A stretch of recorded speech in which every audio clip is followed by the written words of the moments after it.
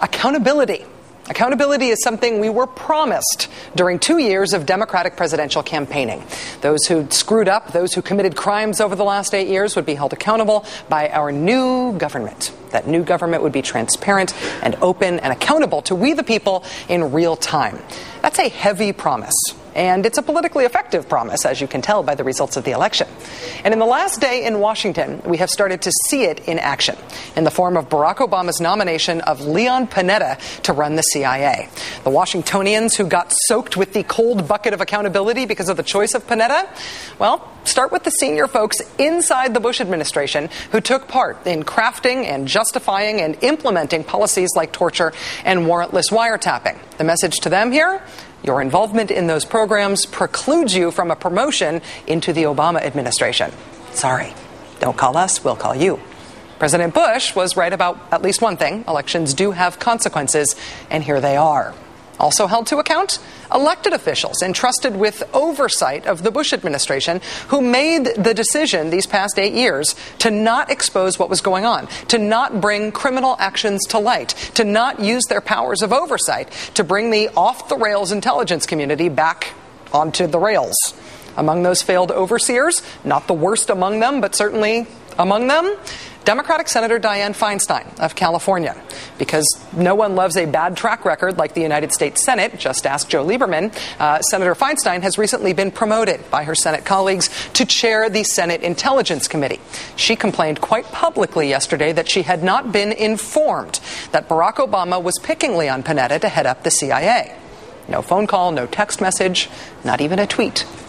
When the news leaked about the Panetta pick, Senator Feinstein found out the way we all found out, from a news story. Her response, quote, "I was not informed about the selection of Leon Panetta to be the CIA director. I know nothing about this other than what I've read. I believe the agency is best served by having an intelligence professional in charge at this time." Today, the president-elect felt compelled to speak publicly in defense of his choice of Leon Panetta.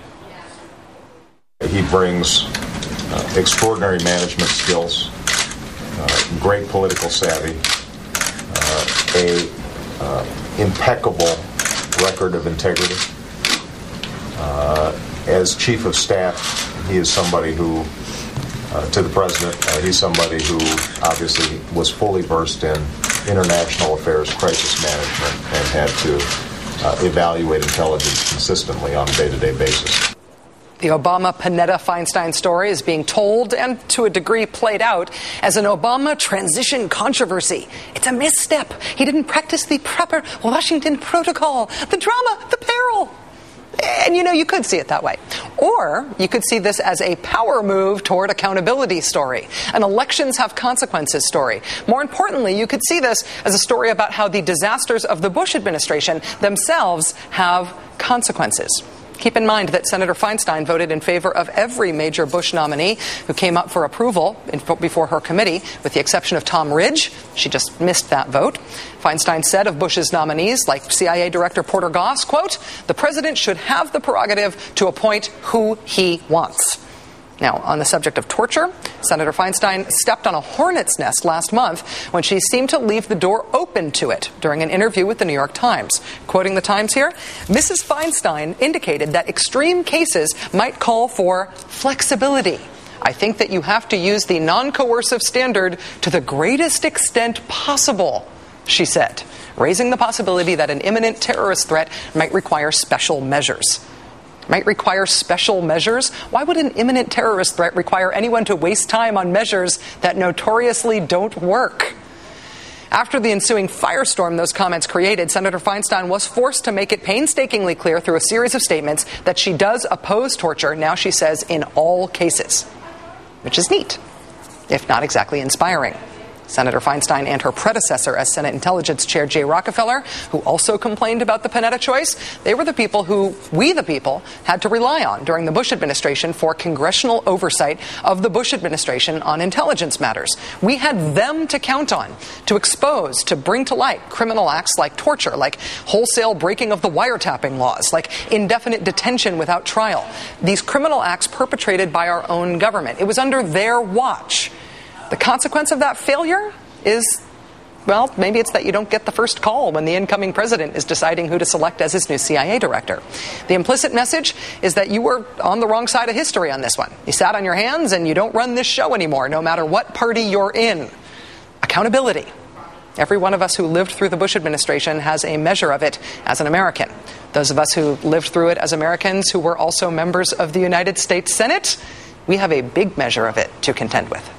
Joining us now is former CIA officer and TimeMagazine.com columnist Bob Baer. He's author of the new book, Blow the House Down. His previous books, of course, were the basis for the excellent 2005 movie Syriana.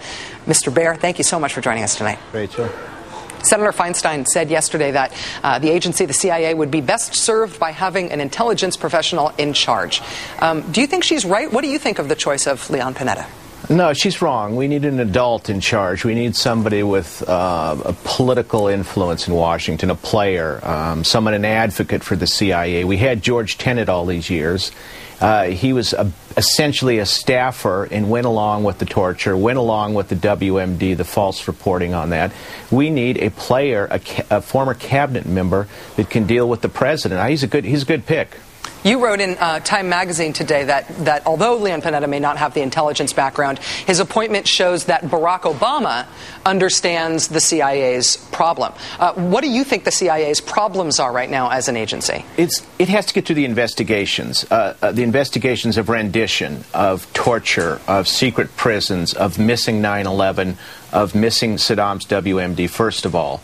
The place is flooded with contractors. It's completely politicized, demoralized. It needs a spokesman in this administration, and I don't think anybody's better than Panetta. What specific qualifications, what specific experience do you think Panetta has that are relevant here, that would make him effective as CIA director? Obviously, he's very close to Barack Obama, and that means that he will have the president's ear. Beyond that, what do you see?